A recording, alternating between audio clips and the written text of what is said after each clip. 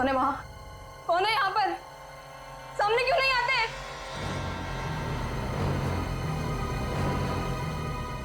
बस बहुत हो गया, बंद करो ये खेल, बंद करो ये खेल।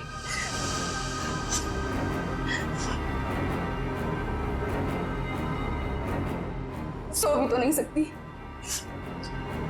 अगर सो गई शायद फिर कभी नींद से उठ ही ना पाऊं। जूही, श्रुति तुमसे कितनी बार कहा है कि दरवाजा खटखटा के अंदर आया करो। ओ हेलो मैडम, ये गर्ल्स हॉस्टल है, किसी ऑफिस की बॉस का केबिन नहीं है। तुम नहीं समझोगी। जूही, क्या हुआ तुम्हें? इतनी चिड़चिड़ी और उखड़ी उखड़ी क्यों लग रही हो? जो इंसान 4 दिन से सोया नहीं हो ना, उसका बर्ताव ऐसे ही होगा ना। सोती क्यों नहीं? मैंने कहा था ना तुमसे, वो सिर्फ और सिर्फ सपने हैं, उनका कोई मतलब नहीं है। श्रुति, सिर्फ सपना नहीं है वो, जो मेरे ऊपर बीत रही है वो तेरे पर बीत रही होती तब तुझे मेरी तकलीफ पता चलती। मैं तेरी तकलीफ समझ रही हूँ जूही, लेकिन तू मेरी बात नहीं समझ रही है। जैसा तू सोच रही है वैसा कुछ भी नहीं है। नहीं, चल अच्छा, अब थोड़ी देर आराम कर, चल। श्रुति ने अब तो गहरी नींद में सो जा। मेरी बात मान जूही, सो जा थोड़ी देर।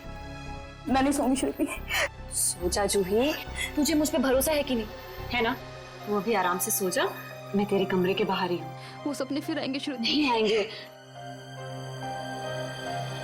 Good night. साल भर पढ़ाई करते तो आज ये नौबत तो ना आती।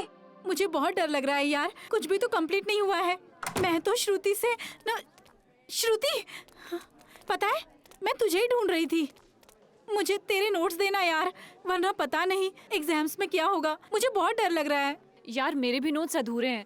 अच्छा ऐसा करते हैं कि कल लाइब्रेरी जाके इकट्ठा नोट्स बना लेते हैं। तुम दोनों टेंशन क्यों ले रहे हो? अरे गर्ल्स, क्या हो रहा है?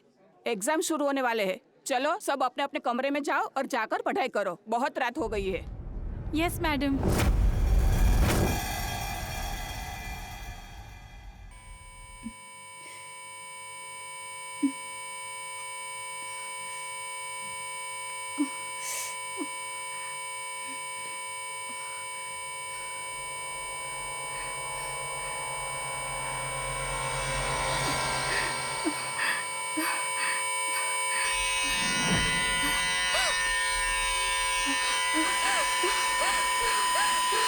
श्रुति, प्लीज हेल्प मी।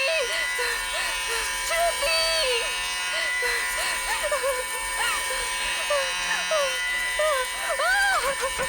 ये दरवाजा क्यों बंद है?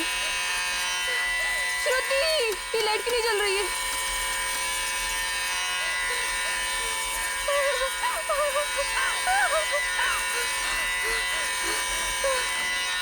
ये खिड़की क्यों जाम है? बंद करो ये आवाज, मेरे कान के पट्टे फट जाएंगे।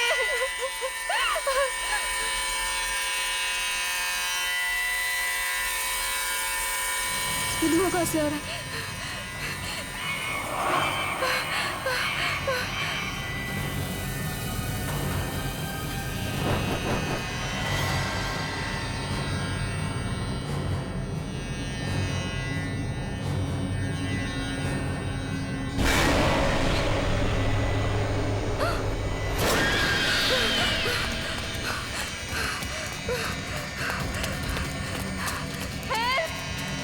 कोई बचाओ मुझे, हेल्प, कोई है, बचाओ, प्लीज हेल्प मी, कोई है, कोई बचाओ मुझे। मत मारो मुझे, मत मारो, मत मारो मुझे, मत मारो।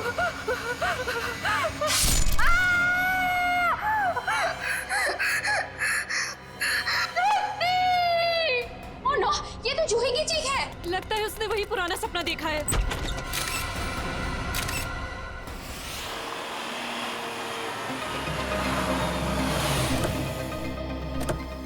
आश्रया, क्या पता चला? सर, मरने वाली का नाम जूही है। वैसे भोपाल से है, मगर यहाँ एमबीए की पढ़ाई के लिए आई थी। सर, लगता है जब वो सो रही थी उस वक्त किसी ने चाकू मार के उसका खून कर दिया। श्रेया, ये जूही का कमरा कहाँ है? सर ऊपर। सर एक और बात, जब उसका खून हुआ उस वक्त उसके कमरे में और कोई भी नहीं। ऐसा कैसे हो सकता है श्रेया? कोई ना कोई तो होना चाहिए। ऐसा जरूरी नहीं है सर, इस तरह की मौतों में कई बार आत्माओं का हाथ होता है। प्लीज, एसीपी सर मुझे पहले ही बता चुके हैं आपकी इन कहानियों के बारे में। बेहतर होगा कि इन मर्डर केसेस के साथ ये आत्माओं की कहानियां ना जोड़ें। प्लीज, समझ गए? यही कमरा है? यस आइए। एक्सक्यूज मी, एक सेकंड, एक्सक्यूज मी।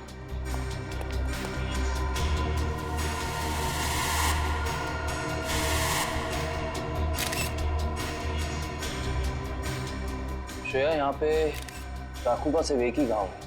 लगता है खूनी ने इतनी जोर से वार किया कि एक ही वार में जूही की मौत हो गई। हाँ सर, हमला भी शायद जूही की नींद में ही हुआ। बेचारी को अपने आप को बचाने का मौका भी नहीं मिला होगा। एक्सक्यूज मी, यहाँ पे सबसे पहले जूही की मौत का पता किसको चला? सर, सबको एक साथ ही पता चला था। हम यहाँ कॉरिडोर में थे, अचानक से जूही के कमरे से चीखने की आवाज आई और अंदर आके देखा तो जूही की जान जा चुकी थी। उस समय कमरे में जूही के साथ और कौन था? सर, उस वक्त जूही के साथ कोई नहीं था। देखिए, आप लोग दोबारा याद करने की कोशिश कीजिए। हो सकता है कोई ऐसा जो उस वक्त भाग निकला हो। सर, भागने का तो सवाल ही नहीं उठता, क्योंकि डोर बाहर से बंद था और वो अंदर से। खूनी भागेगा भी तो कहाँ से भागेगा? एक मिनट, ये दरवाजा बाहर से बंद था, क्यों? सर, कई दिनों से जूही सो नहीं पा रही थी। अचानक नींद से जाग जाती थी और भागकर अपने कमरे से बाहर आ जाती थी। आज भी कुछ ऐसे ही हुआ। वो सो नहीं पा रही थी, मैंने उसको सुलाया और मैं बाहर आ गई और दरवाजा बाहर से बंद कर दिया। लेकिन इसे नींद क्यों नहीं आ रही थी? सर, कई दिनों से उसे डरावने सपने आ रहे थे। उसे ऐसा महसूस हो रहा था कि उसका सपनों में कोई खून करना चाह रहा है, उसकी कोई जान लेना चाह रहा है। हमें क्या पता था कि उसका सच में खून हो जाएगा। डरावने सपने? मैं कह रहा था ना, ये कोई आत्मा का ही चक्कर है।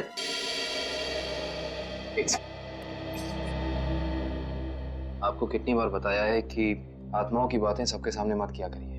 वो लोग क्या सोचेंगे सीआईडी के बारे में? सॉरी। अच्छा, आप अभी कह रही थी कि जूही को डरावने सपने आते थे। कभी उसने आप लोगों के साथ कुछ शेयर किया कि उसे किस चीज के सपने आते हैं? कुछ भी? सर, उस ड्रॉर में जूही का स्केच बुक है। उस ड्रॉर में? जी सर। Sketch book? ये बुक? जी सर। ये चाकू? सर, ये वही चाकू है जिसे लेकर कोई उसका पीछा करता था सपनों में, उसे मारने के लिए। ये देखो, ये चाकू बिल्कुल ऐसा ही है जिससे जूही का कत्ल हुआ। हाँ सर। ये सारी ड्राइंग्स जो हैं इस बुक में, ये क्या जूही अपने सपने में देखती थी? जी सर। सर, लगता है ये किसी अंदर वाले का ही काम है, जो कमरे के अंदर आसानी से आ सकता हो और जिसे जूही के सपनों के बारे में पता हो। क्या तुम्हारे अलावा और कोई ये स्केचबुक के बारे में जानता था? कोई नहीं। खूनी अगर इस दरवाजे से अंदर नहीं आया तो फिर इस कमरे में आया कहां से? इस बालकनी से। लेकिन बालकनी का दरवाजा तो अंदर से बंद है। अगर खूनी खून करके बालकनी से भागा है तो फिर ये दरवाजा अंदर से बंद कैसे? बालकनी का दरवाजा बंद, कमरे का भी दरवाजा बंद। कहीं जूही की आग। ये खूनी यहाँ आया कहां से, ये अभी पता चल जाएगा।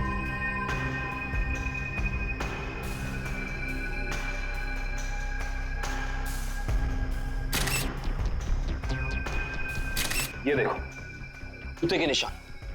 हो ना हो खूनी इसी बालकनी से चढ़कर आया। लेकिन बालकनी का दरवाजा तो अंदर से बंद था, तो फिर खूनी यहाँ ऊपर चढ़ के कमरे के अंदर आया कैसे होगा? ये भी पता चल जाएगा फ्रेडी जी। बस एक बार जूही के मौत के कारण पता चल जाए, कुछ तो होगा, कोई सबूत कुछ तो होगा। इधर देखो, ये पाइप, इसी वाटर पाइप से चढ़कर खूनी इस बालकनी तक आया है। यहाँ के वॉचमैन से मिलना पड़ेगा। माफ कर दिए साहब, गलती हो गई। इसे गलती कहते हो तुम? एक इंसान गर्ल्स हॉस्टल की बालकनी में चढ़ जाता है, अंदर कमरे में जाके खून कर देता है, और तुम्हें कुछ पता भी नहीं चला। बस साहब, 15 मिनट के लिए मेरी आंख लग गई थी। मैं सपने में भी ऐसा नहीं सोच सकता था कि उस दौरान ऐसा कुछ हो जाएगा। तुम्हारी 15 मिनट की लापरवाही की वजह से एक लड़की की जान चली गई। उसकी जिंदगी लौटा सकते हो तुम?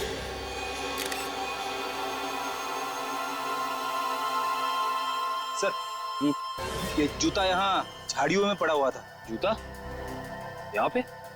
हो ना हो, ये जूता उसी खूनी का है। सर, ये तो किसी आदमी का जूता लगता है। यानी बालकनी में जो इंसान चढ़ा था वो कोई आदमी था? सुनो, ये जूते को पहचानते हो? नहीं साहब। दोबारा याद करके बताओ, सही से याद करो। कोई इंसान यहाँ आया था जिसने ये लाल जूता पहना था? मैंने नहीं देखा, शायद अंजलि मैडम ने देखा हो, वो हमेशा रिसेप्शन पे बैठती है। ये अंजलि मैडम को बुलाओ, जाओ। जी सर। अगर ये जूता यहाँ है तो कुछ और भी जरूर होगा, ढूंढते हैं।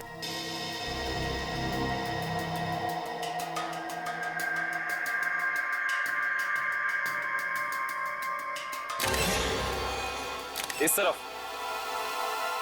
ये जूतों के निशान। एक जूते का निशान थोड़ा गाढ़ा है और दूसरे का हल्का।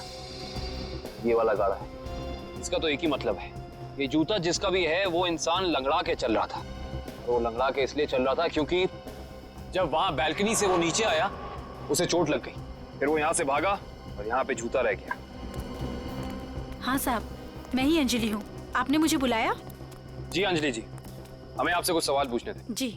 अंजलि जी, आपने इस लाल जूते को देखा? मेरा कहने का मतलब है किसी इंसान को इसको पहनकर यहाँ आते हुए देखा, लंगड़ाते हुए? हाँ साहब, मैंने देखा था। मनीष लंगड़ाते हुए जा रहा था। मनीष?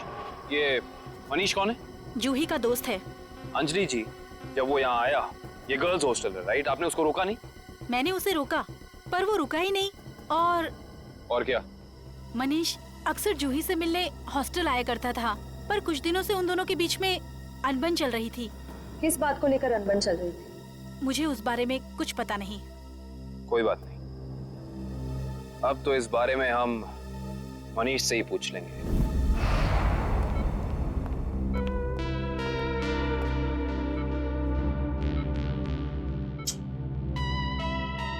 मनीष, कैसे हो यार? मैं ठीक हूँ, पर आप लोग कौन हैं? तुम्हारे शुभचिंतक हैं, सीआईडी वाले। सीआईडी? क्या बात है? क्या मेरी जान को किसी से खतरा है क्या? सुना आपने? खुद एक बेचारी लड़की को मार के खटिया पे लेटा पड़ा है और पूछ रहा है कि मेरी जान को कोई खतरा तो नहीं है। ये क्या कह रहे हैं आप? मैंने किसी की जान नहीं ली। मनीष, ये पाँव में चोट कैसे लगी तुम्हें? वो मैं सड़क पार कर रहा था तो एक बाइक वाले ने टक्कर मार दी मुझे। सड़क पार कर रहा था बेचारा, टक्कर मार दी? वैसे ये हादसा हुआ कहाँ? MI रोड पे, जीपीओ के सामने। जीपीओ के सामने? तभी तो। वैसे अगर ऐसा था तो ये लाल रंग का जूता जो तुम्हारा है, हमें पता है जीपीओ के सामने मिलना चाहिए था। कमाल की बात देखो, ये जूता हमें सुर्णिमा गर्ल्स हॉस्टल के बाहर मिला। कैसे?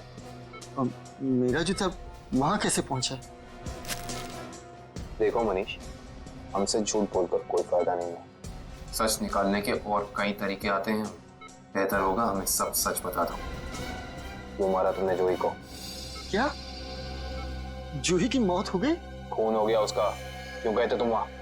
देखिए, मैं जूही के बालकनी में गया जरूर था, लेकिन मैंने जूही को नहीं मारा। इतनी रात को तुम वहां क्या करने गए थे मनीष? मुझे उससे बात करनी थी। ऐसी कौन सी बात थी जो तुम दिन के उजाले में नहीं कर सकते थे, जिसके लिए तुम्हें रात के अंधेरे का सहारा उठाकर चोरों की तरह पाइप से चढ़कर उसकी बैल्कनी तक जाना पड़ा? मैं उससे माफी मांगना चाहता था।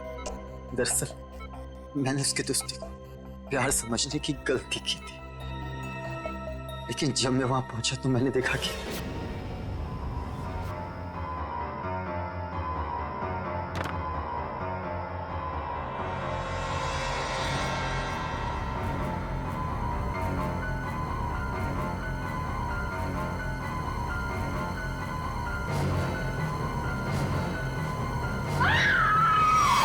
शर्म आनी चाहिए तुम्हें मनीष।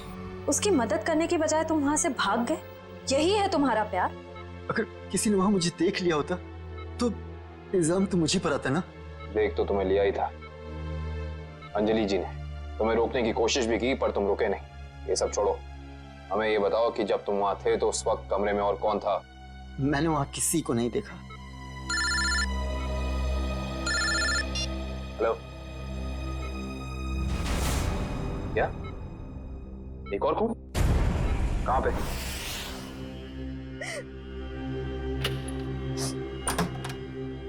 आप कौन? हम लोग सीआईडी से। आइए।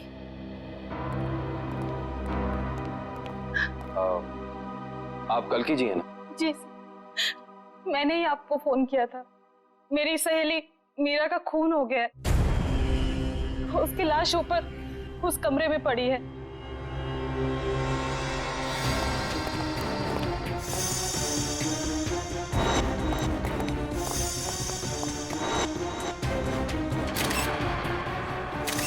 श्रेया, ये चाकू तो बिल्कुल वैसा ही लग रहा है जैसा जूही की मौत में यूज हुआ था। हाँ सर, लगता है किसी सीरियल किलर का काम। सीरियल किलर का भी हो सकता है और किसी ऐसे इंसान का भी जो दोनों जूही और मीरा को जानता है। वो यहाँ आया और उसने मीरा की जान भी इसकी नींद में ले ली। मतलब दो खून हूबहू एक ही तरीके से। सर, हाँ, लाश की हालत को देखकर लगता है कि इसकी मौत को 3-4 घंटे हो चुके हैं। 3-4 घंटे?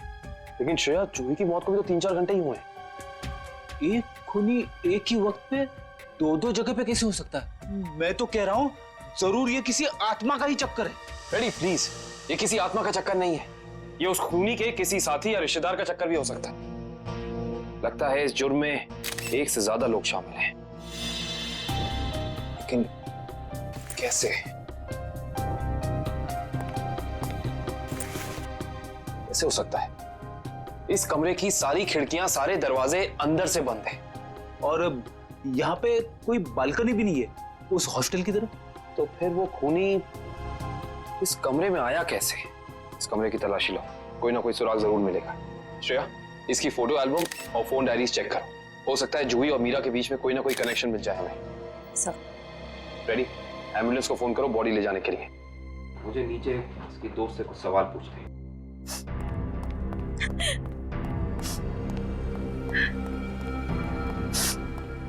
कल्कि जी। जी। आपको मीरा की मौत के बारे में कब पता चला? रात को मैं काफी देर से ऑफिस से लौटी तो मैं इस कॉरिडोर से गुजर रही थी कि तभी मुझे मीरा के चीखने की आवाज सुनाई दी। मैं दौड़ती हुई उसके दरवाजे तक आई। मीरा का दरवाजा खटखटाया पर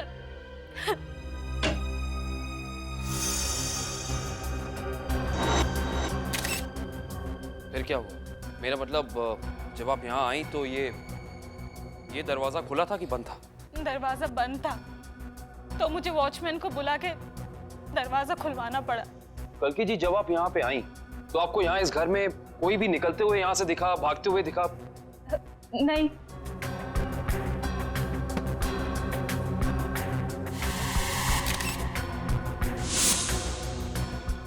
कल्कि जी, आपकी दोस्त मीरा काम क्या करती?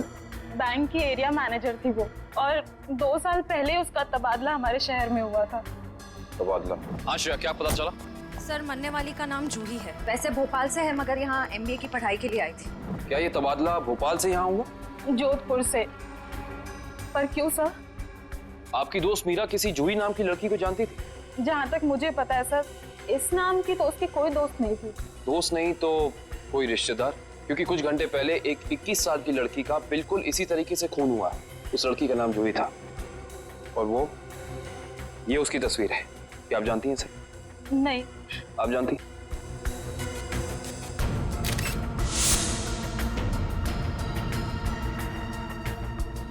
ये क्या हो रहा है हमारे शहर में? आम आदमी तो बिल्कुल भी सुरक्षित नहीं है। कल्कि जी, आपको किसी पे शक है? I mean, आपकी दोस्त मीरा की किसी से कोई दुश्मनी, कोई अनबन? उसका कोई दुश्मन नहीं था सर। मीरा तो बहुत ही सुलझी हुई लड़की थी।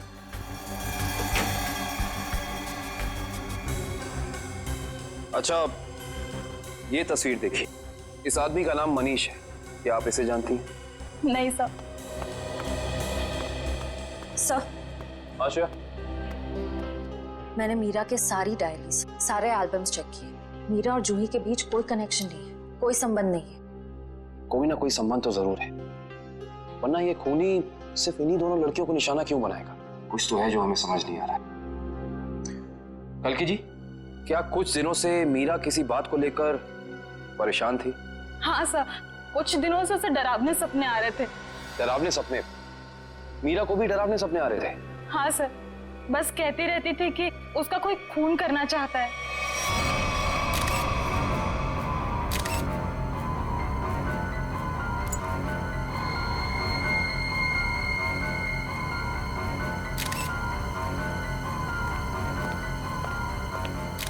ये कैसे हो सकता है सर? जूही और मीरा को ठीक एक तरीके के सपने कैसे आ सकते हैं? सर, खूनी के अंदर आने का रास्ता तो नहीं मिला है, लेकिन ये स्क्रू मिला है मीरा के बेड के नीचे से। एक काम करिए, वॉचमैन से पूछताछ कीजिए, देखिए क्या पता चलता है मीरा के बारे में। तब तक इस स्क्रू की गुत्थी को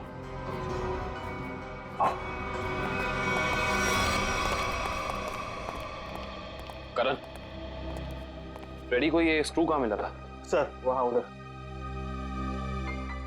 इधर? ये स्क्रू हाँ आया कैसे होगा? हाँ ले आओ, संभाल के। इश्ता, श्रेया, संभाल के।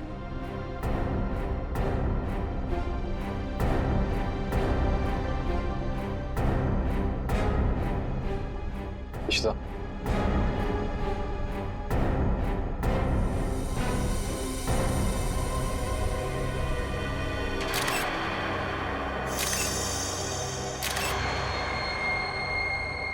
ये बात है।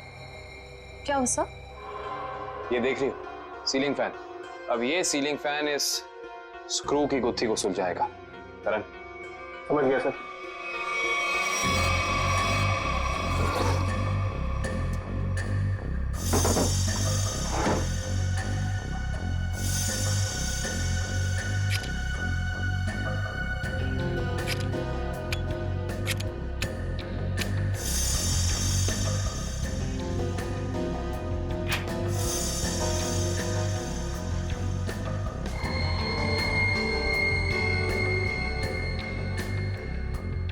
फैन को उल्टा करो।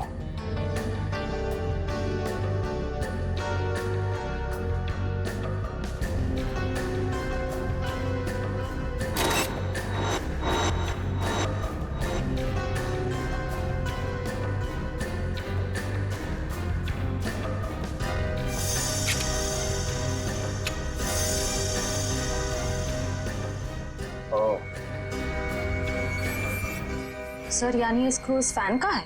हाँ श्रेया, किसी ने इस फैन के साथ छेड़खानी की है, अभी पता चल जाएगा।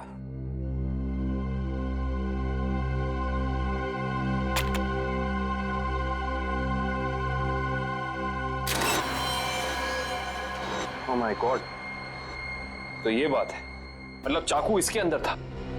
इसके अंदर से इस मैकेनिज्म के जरिए चाकू सीलिंग से नीचे गिरा मीरा के पेट में और उसकी मौत हो गई। अब समझ में आया, ये कारण है जिस वजह से खूनी इस कमरे में नहीं था। उसकी जरूरत ही नहीं थी, उसका काम तो ये सीलिंग फैन कर रहा था। इसका मतलब जूही के कमरे में भी बिल्कुल ऐसा ही सीलिंग फैन होगा जिसके अंदर सेम मैकेनिज्म फिट होगा। वहां भी चाकू सीलिंग से गिरा और जूही की मौत हो गई। सर हो सकता है खूनी ने रिमोट कंट्रोल के जरिए इस चाकू को कंट्रोल किया हो सकता है। और सवाल ये है श्रेया कि खूनी को कैसे पता चला कि सही वक्त रिमोट बटन दबाने का कौन सा था? हाँ सर, क्योंकि ना तो हमें मीरा के कमरे से कोई कैमरा मिला, ना ही जूही के कमरे से, जिससे ये पता चले कि खूनी दोनों लड़कियों पर नजर रख रहा था। वो भी पता चल जाएगा इस सीलिंग फैन के चाकू के मैकेनिज्म के जरिए। क्या ये मीरा और जूही, इन दोनों के बीच में कोई ना कोई संबंध तो जरूर है, कोई ना कोई संबंध तो जरूर है। मगर सर दूर दूर तक इन दोनों के बीच कोई संबंध नजर तो नहीं आ रहा। इन दोनों के उम्र में बहुत फर्क है, उनके रहन सहन, तौर तरीके, ये जूही का कॉलेज और मीरा के काम करने की जगह, आपस में कहीं भी कोई तालमेल नहीं है सर। सर हाँ सर, वो फैन और चाकू का मैकेनिज्म रेडी है। चलो देखते हैं।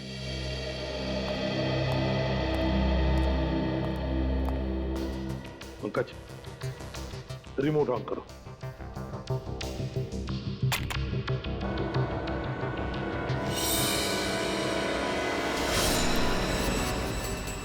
मतलब जैसे ही रिमोट का बटन दब गया, इस फैन के मैकेनिज्म के अंदर जो इंफ्रारेड लाइट थी वो ऑन हो गई, लॉक खुल गया और उसकी वजह से ट्रिगर ऑन हो गया। ट्रिगर ऑन होने से इसके अंदर जो छुपा के रखा था चाकू, वो सीधा नीचे गिर गया, सीधे उसके शरीर के अंदर जो फैन के नीचे सोया हुआ था। मगर दया, एक बात है, ऐसे मैकेनिज्म की जो रिमोट होते हैं, वो रिमोट ज्यादातर 50 मीटर की दूरी के अंदर ही काम कर सकते हैं। तो फिर जरूर जहां पर मीरा और जूही रहती थी उसके आसपास ही ये आदमी खड़ा था। जिसने भी ये किया है वो 50 मीटर की दूरी के अंदर ही खड़ा था। वहां से उसने रिमोट चलाया और खून कर दिया मीरा और जूही का। और फिर वो सपने, वो एक जैसे सपने जो मीरा और जूही दोनों की नींद में आते थे, ऐसे सपने तो जानबूझकर ही डाले जा सकते हैं, प्लान करके डाले जा सकते हैं, मगर उसके लिए जरूर कोई तो ट्रिगर होना चाहिए। सर, हाँ, जूही के कमरे में लगे पंखे में भी ठीक ऐसा ही मैकेनिज्म मिला है। और तो और जूही और मीरा दोनों के कमरों में 1 हफ्ते पहले इलेक्ट्रिकल वायरिंग का कुछ काम हुआ था। जूही और मीरा दोनों के घर में, दोनों के कमरों में 1 हफ्ते पहले इलेक्ट्रिकल वायरिंग हुई थी। कहीं ऐसा तो नहीं कि ये वही इलेक्ट्रीशियन है जिसने दोनों के घरों में इलेक्ट्रिकल का काम कर दिया और फिर खून भी उसी ने किया? पता लगाना पड़ेगा इस इलेक्ट्रीशियन के बारे में।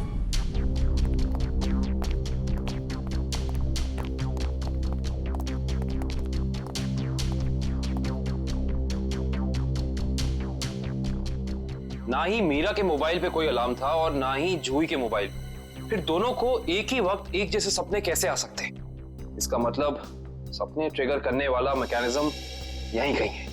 सर, ये देखिए, इस पे अलार्म है, लेकिन सुबह 6 बजे का। 6 बजे का? पर मीरा की मौत तो 3 बजे हुई थी, तो सपने शुरू करने का ट्रिगर लगभग 1 या 1.5 के बीच का होना चाहिए। यह भी तो हो सकता है कि किसी ने मीरा को सम्मोहित कर दिया। ऐसा नहीं हो सकता फ्रेडी, क्योंकि अगर ऐसा होता तो मीरा के दिन भर का हाव भाव, चाल चलन सब प्रभावित होता। पर ऐसा नहीं हुआ। नहीं, कुछ है यहाँ जो हम अभी तक देख नहीं पा रहे। ढूंढो, यही है।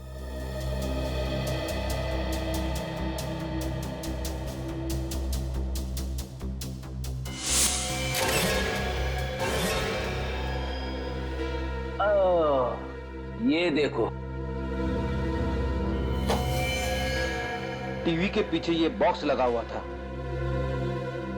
बॉक्स? कहीं ये ट्रिगर मैकेनिज्म इस बक्से के अंदर तो नहीं फिक्स किया हुआ है?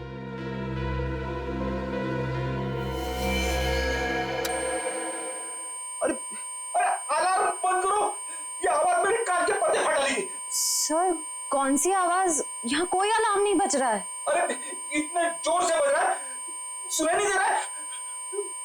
बंद करो। हाँ, बज तो रहा है, लेकिन बहुत धीमी आवाज में। बंद करो, बंद करो। बंद हो। Thank you. इतना भद्दा अलार्म मैंने जिंदगी में नहीं सुना। सोने वाला उठेगा नहीं, हार्ट अटैक से सीधे ऊपर चला जाएगा। मगर सर, अलार्म की आवाज सिर्फ आपको कैसे सुनाई दी? हो सकता है श्रेया, क्योंकि ये लो फ्रीक्वेंसी अलार्म है। श्रेया, ये सिर्फ उन लोगों को सुनाई देता है जिनकी साउंड टॉलरेंस और सुनने की शक्ति इसकी ध्वनि से मेल खाती हो। यानी फ्रेडी सर की तरह जूही और मीरा भी इस अलार्म की आवाज को सुन सकती थी। वो ये बात नहीं जानता था। उसने इस ध्वनि का इस्तेमाल सिर्फ उनके दिमाग को कंडीशन करने के लिए किया, ट्यून करने के लिए, ताकि उन्हें वो डरावने सपने दिखा सके। लेकिन डरावने सपनों का कोई संबंध ही नहीं था इस मौत से। अगर वो चाहता तो बिना सपनों के भी मार सकता था उन्हें। मार सकता था, पर शायद वो ऐसा चाहता नहीं था। खूनी अपने शिकार के साथ खेलना चाहता था, तड़पाना चाहता था, फिर उनकी नींद में उन्हें एक गहरी मौत देना चाहता था। इंटरेस्टिंग। करण सर, कल की को बुला के लाइए। जी। को ये देखो।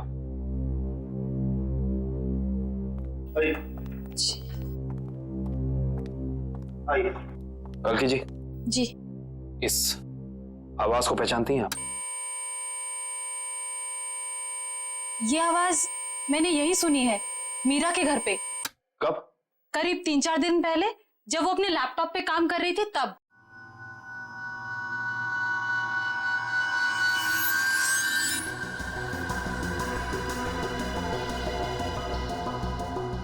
आपको मीरा के लैपटॉप का पासवर्ड पता है? नहीं सर। हमें कंप्यूटर एक्सपर्ट से इसका पासवर्ड ब्रेक कराना होगा, लेकिन मुझे लगता है कि हमारे सारे सवालों के जवाब इसी लैपटॉप के अंदर है, इसके अंदर।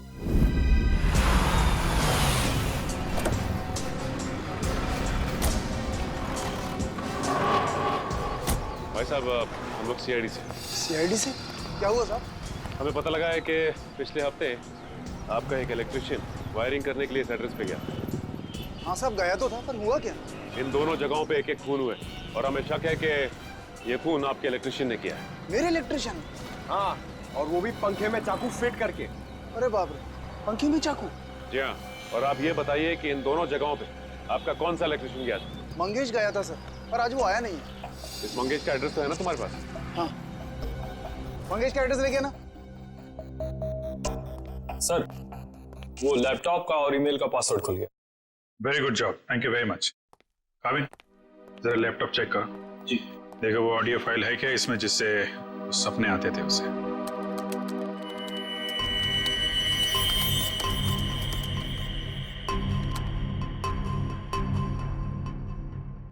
सर, इस कंप्यूटर में कोई ऑडियो फाइल नहीं है। हाँ, लेकिन मीरा के ईमेल अकाउंट में एक वीडियो फाइल दिख रही है। Video file? खोलो खोलो इसे जरा।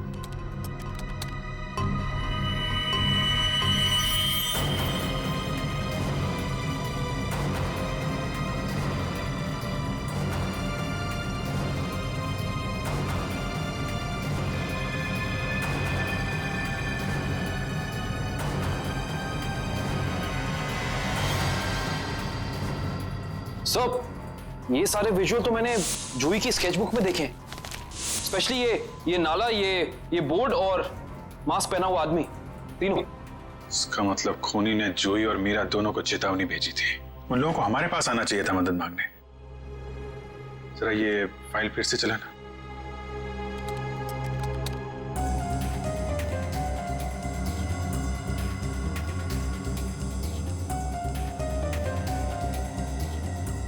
बॉस,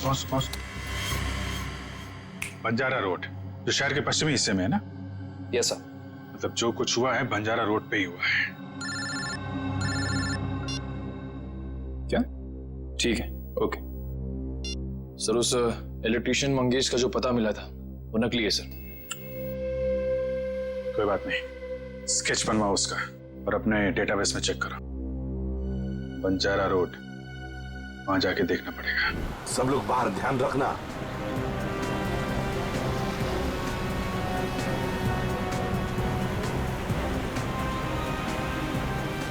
आराम से पंकज, आराम से।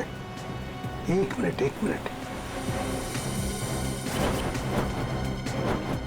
यह है ना एक सूखा नाला है और वो रहा पेड़। सूखा नाला और उसमें वो पेड़। जरा आगे चलकर देखते हैं।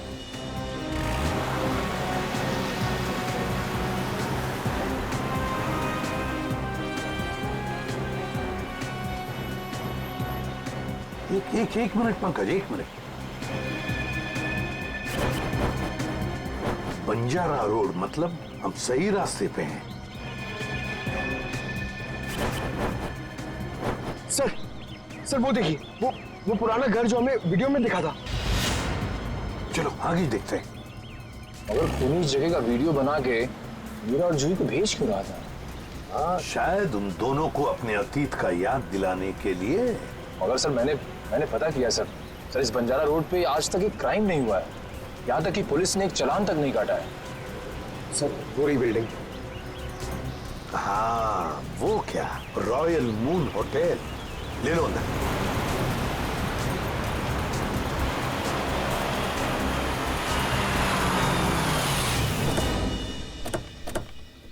हाँ, इलेक्ट्रिशियन का स्केच मैच नहीं हो रहा है तो कोई बात नहीं, ठीक है। वेलकम सर, कहिए मैं आपकी क्या सहायता कर सकता हूँ? हम लोग सीआईडी से हैं। दरअसल एक केस के सिलसिले में कुछ पूछताछ करनी थी आपसे। सीआईडी? अब पूछिए, क्या पूछना चाहते हैं आप? वैसे जरा बताइए, कुछ दिन पहले क्या आपके होटल के बाहर कोई किसी तरह की वीडियो शूटिंग कर रहा था? शूटिंग? नहीं सर, हमारी होटल के बाहर शूटिंग या फोटोग्राफी की अनुमति नहीं है। ये दो फोटोग्राफ दो लड़कियों के, एक का नाम मीरा है, एक का नाम जूही है। क्या ये लड़कियां आपके यहाँ कभी ठहरी थी, कभी आई थी? सर, हमारे यहाँ रोज बहुत सारे कस्टमर आते हैं, ये बता पाना थोड़ा मुश्किल है। मैं समझ सकता हूँ, लेकिन हो सकता है आपके रिकॉर्ड में हो कुछ इनके बारे में। जरा देखिए। अलका, जरा रिकॉर्ड्स चेक करना। सर। हाँ सर, ये दोनों गेस्ट हमारे होटल पे रुके थे पिछले साल 17 मई 2013। 17 मई 2013, मतलब एक साल पहले। तो क्या एक साथ आई थी या अलग अलग? नहीं, अलग अलग। सर, इन दोनों के पास शहर में रहने के लिए जगह है, एक घर में रहती है और एक हॉस्टल में रहती है, फिर ये दोनों यहाँ किस लिए आई थी? कोई तो वजह होगी ना पंकज, कोई तो वजह होगी। क्या आपका रिकॉर्ड देख सकता हूँ 17 मई 2013 का? Sure sir. 17 मई 2013, काफी सारी लड़कियां आई थी उस दिन आपके होटल में। कोई फंक्शन वगैरह था क्या? हाँ सर, हो सकता है, क्योंकि हमारे होटल के पास में एक कम्युनिटी हॉल है, वहाँ आए दिनों फंक्शंस होते रहते हैं। अच्छा, कस्टमर का नाम रवि, 5 टैक्सीज बुक की थी उसने, 5। हाँ सर, ये एक नारी सेवा केंद्र चलाता है, मुस्कुराहट नाम है एनजीओ का। और वो अभी भी इसी होटल में ठहरा हुआ है सर। रवि इस वक्त आपके होटल में ठहरे हैं? पास वाले कम्युनिटी हॉल में जो फंक्शन चल रहा है, रवि का ही एनजीओ का फंक्शन हो सकता है। रवि सर, मैं आपका जितना भी शुक्रिया अदा करूं उतना कम है। आप सोच नहीं सकते, ड्रग्स के नशे से मुक्ति मिलने के बाद मैं जिंदगी के ऐसे ऐसे रंग देख रहा हूं जिन्हें ड्रग्स के नशे ने अंधकार में डाल दिया था। वेरी गुड मिश्रा, लेकिन इसमें मुझे शुक्रिया कहने की कोई जरूरत नहीं। ये सब तुम्हारे धैर्य और दृढ़ इच्छा शक्ति का कमाल है। हाँ, लेकिन अब उस सफेद जहर को कभी पलट कर भी देखना मत। हाँ? Okay sir. माफ कीजिएगा रवि जी, आपको मैं इंटरप्ट कर रहा हूँ, लेकिन ये जरूर कहूंगा कि आप बहुत ही अच्छा काम करते हैं, बहुत ही पुण्य का काम करते हैं हमारे देश के नौजवानों को ड्रग्स में से बाहर निकाल कर। सर, आप एसीपी प्रद्युम्न है ना सर? जी हाँ, मैं एसीपी प्रद्युम्न। सर, हमने बहुत किस्से पढ़े हैं सर आपके बारे में, और तभी से आपसे मिलना चाहता था सर, लेकिन अब आप सर बैठे क्यों हैं सर, प्लीज। सर, क्या लेंगे सर आप? चाय, कॉफी, कुछ? एक ठंडा लेमन आइस टी। जी, ठंडा लेमन आइस टी तो नहीं मिलेगी, साधारण चाय चलेगी। रवि जी, हमें कुछ नहीं चाहिए, कुछ नहीं चाहिए, थैंक यू वेरी मच। बस एक जरूरी काम है आपके पास। 2 लड़कियों के बारे में हम कुछ इंफॉर्मेशन चाहते हैं। अब कौन सी 2 लड़कियां सर? ये जूही और ये मीरा, क्या आप बता सकते हैं कि पिछले साल ये दोनों आपके इस एनजीओ में आई थी? जूही और मीरा? हाँ सर, ये सर आई थी दोनों यहाँ पर। एक्चुअली सर, इन्हें भी ड्रग्स के नशे की बुरी लत पड़ गई थी सर, इसलिए ये दोनों आई थी यहाँ हमारा सेमिनार अटेंड करने के लिए। लेकिन सर, इस बात को तो करीब 1 साल हो गया है। अब इनके बारे में पूछताछ। इन दोनों लड़कियों का खून हुआ है। क्या खून हो गया? लेकिन सर, कैसे, किसने किया सर? बस वही पता लगाना है, इसलिए हम चाहते हैं कि अगर आपको इन दोनों के बारे में कोई खास बात मालूम हो, कोई यादें हों आपके पास इनके बारे में, तो मदद हो जाएगी हमारी तहकीकात करने में। कोई खास बात इस वक्त तो याद। हाँ सर, याद आया सर, एक लड़की थी मोनिका, इन दोनों को उसकी चिंता बहुत सताती रहती थी सर। मोनिका? जी। क्या वो भी यहाँ आपके ड्रग रिहैबिलिटेशन सेंटर में आई थी? आई तो थी सर यहाँ पर, लेकिन वो ड्रग्स के खिलाफ अपनी लड़ाई जीत नहीं पाई सर। दरअसल सर, 1 साल पहले अपनी बिल्डिंग की छत से कूदकर उसने आत्महत्या कर ली थी सर, ड्रग के नशे में। मोनिका ने आत्महत्या कर ली? जी सर। उसका पता तो होगा ना आपके पास? जी सर, मोनिका का एक ही सगा भाई है, अमित। मोनिका की मौत के बाद सारी प्रॉपर्टी, सारी जायदाद उसी के नाम हो गई। तो क्या मोनिका के भाई ने प्रॉपर्टी के लिए अपनी बहन का खून किया? ये भी तो हो सकता है कि मोनिका ने आत्महत्या की हो। मैंने कहा ना, काम हो जाएगा। जी कहिए। आपका नाम अमित है? जी हाँ, मगर आप लोग? सीआईडी। मोनिका के बारे में कुछ सवाल करने थे आपसे। ओह, 1 साल हो गए मेरी बहन को मरे हुए। लेकिन अब भी कोई ना कोई आकर मेरे पुराने जख्म को रहता रहता है। पूछिए, क्या पूछना है आपको? देखिए अमित जी, हम आपका दुख समझ सकते हैं, मगर क्या करें, दो खून हुए, इसलिए आपकी बहन के बारे में कुछ सवाल करने आए हम लोग। दो खून? मगर किसके? जूही और मीरा का। ये दोनों आपकी बहन मोनिका के दोस्त थे ना? हाँ, बदकिस्मती से ये मेरी बहन के दोस्त थे। बदकिस्मती से? क्यों? वैसे तो मीरा और जूही तुम्हारी बहन की बहुत फिक्र करते थे। अगर सच में उन्हें मेरी बहन की फिक्र होती तो वो फिर से उसे ड्रग्स की खाई में ना धकेलते। क्या वो दोनों फिर से मोनिका को ड्रग्स की लत लगाना चाहते थे? हालांकि वो दोनों खुद ड्रग्स से छुटकारा पाना चाहते थे। मुझे नहीं पता कि वो आदत से छुटकारा पाने आए थे या दोबारा ड्रग एडिक्ट्स को बढ़ावा देने, लेकिन इस काम में एक और भी था उनके साथ। हाँ, विशाल। विशाल? ये विशाल कौन? विशाल जूही और मीरा को ड्रग्स देता था और ये बात मोनिका जान गई थी। लेकिन जब उन लोगों को पता चला कि मोनिका को उनका राज पता है तो उन्होंने उसे फंसाने के लिए उसके बैग में ड्रग्स डाल दी। वो पकड़े गए, उसके ऊपर पुलिस केस भी हुआ। वो ये सदमा बर्दाश्त नहीं कर सकी और उसने आत्महत्या कर ली। सर, कोई तो है जो मोनिका की मौत का बदला ले रहा है। जूही और मीरा पहले ही मर चुकी हैं। अब अगला नंबर शायद विशाल का। अमित, कल रात तुम कहाँ थे? आप मुझ पे शक कर रहे हैं?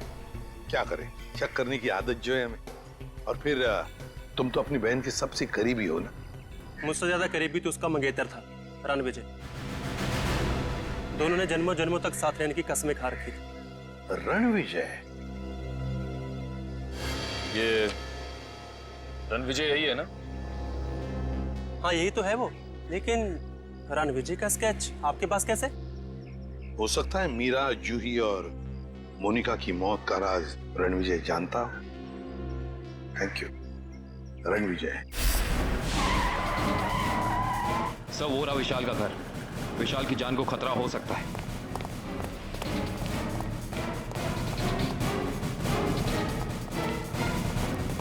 सर, लगता है रणविजय पहले ही पहुंच चुका है। विशाल, ठीक तो हो ना? सर, जान बचा के भागूं सर। रणविजय कहाँ है? सर,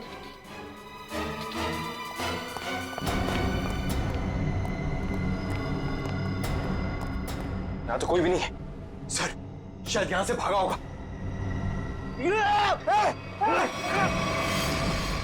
रणविजय! कोई मत हिलना, इसको मारूंगा नहीं तो। छोड़ दो उसे, छोड़ दो। देखिए, वैसे तो मुझे सीआईडी वालों से काफी लगाव है, पर अगर सीआईडी ने मेरे साथ कोई होशियारी की ना तो ये बात मुझे अच्छी नहीं लगेगी।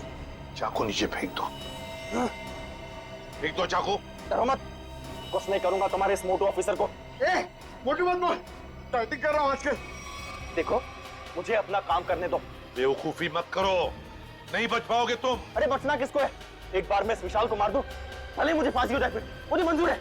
देखो रणविजय, ये सब करने से क्या मोनिका वापस आएगी? भले ही वापस ना है, लेकिन मेरे बदले की आंख तो पूरी होगी। इन तीनों ने रातों की नींद उड़ा दी थी मोनिका की, इसलिए मैं भी इनके साथ वही कर रहा हूं। इन्हें तड़पा तड़पा कर मारूंगा मैं। देखो रणविजय, मोनिका के साथ जो कुछ भी हुआ ठीक नहीं हुआ। इन तीनों की वजह से बेचारी को जेल जाना पड़ा, बदनामी हुई। नहीं, रात रात भर सो नहीं पाती थी वो, बुरे बुरे सपने देखकर जाग जाती थी। ये विशाल ने मोनिका का बंजारा रोड पे पीछा किया था उसे मार डालने के लिए, इसलिए मैंने भी इन्हें पहले बुरे बुरे सपने दिखाए और अब मैं इन्हें मौत की नींद सुला रहा हूं। रणविजय, ये तुम क्या करने जा रहे हो? विशाल को उसके किए की सजा कानून देगा। अरे कानून का क्या गया, प्यार तो मैंने अपना खोया है ना।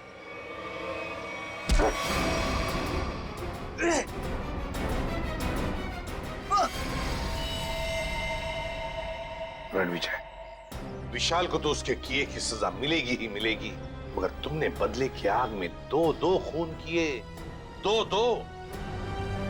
तुम्हें तो शायद फांसी ही होगी, फांसी। For more updates, subscribe to our channel, click the show links and enjoy watching the videos.